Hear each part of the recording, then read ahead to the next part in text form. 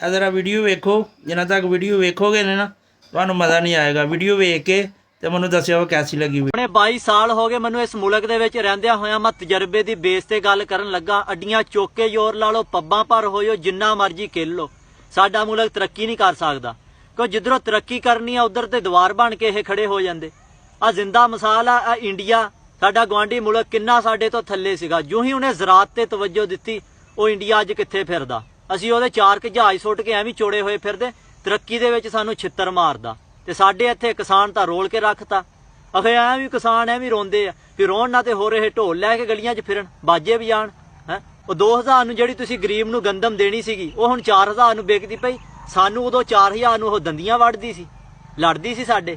ਹੈ ਵੀ ਉਹ ਕਰੋ ਹਾਂ ਸਟਾਕੀਆਂ ਤੇ ਸਖਤੀਆਂ। ਜਦੋਂ ਗਰੀਬ ਕਿਸਾਨ ਦੀ ਫਸਲ ਆਂਦੀ ਆ ਤੇ ਉਦੋਂ ਜ਼ਿਲ੍ਹੇ ਬੰਦੀਆਂ ਤੇ ਸਖਤੀਆਂ ਹੋਣ ਲੱਗ ਪੈਂਦੀਆਂ, ਤੇ ਉਹ ਸਟਾਕੀਆ ਤੇ ਕੋਈ ਨਹੀਂ ਕਰਦਾ, ਖਾਦਾ ਤੇ ਵੀ ਕੋਈ ਕੰਟਰੋਲ ਨਹੀਂ।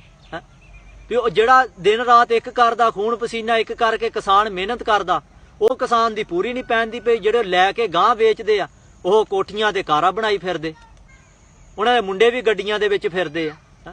ਤੇ ਕਿਸਾਨ ਦੇ ਜਿਹੜਾ ਹਰ ਟਾਈਮ ਘੀਸੀਆਂ ਕਰਦਾ, ਇਹਦੇ ਜੇਬੀ 'ਚ ਪੈਸੇ ਨਹੀਂ ਹੁੰਦੇ। ਮੁੰਡੇ ਸ਼ੋਪਿੰਗ ਕਰਨ ਜਾਂਦੇ ਆ, ਉਦੋਂ ਬ੍ਰਾਂਡ ਦਾ ਸ਼ਾਪਰ ਲੈ ਕੇ ਵਿੱਚ ਲੰਡੇ ਦੀ ਪੈਂਟ ਪਾ ਕੇ ਲੈ ਆਂਦੇ। ਹਾਂਜੀ, ਕੈਸੀ ਲੱਗੀ ਫਿਰ ਵੀਡੀਓ? ਮਜ਼ਾ ਆਇਆ ਜੇ? ਮਜ਼ਾ ਆਇਆ ਤੇ ਫਿਰ ਵੀਡੀਓ ਨੂੰ ਲਾਈਕ ਤੇ ਸ਼ੇਅਰ ਵੀ ਕਰੋ ਤੇ ਫਾਲੋ ਕਰੋ, ਸਬਸਕ੍ਰਾਈਬ ਕਰੋ। ਸ਼ੁਕਰੀਆ।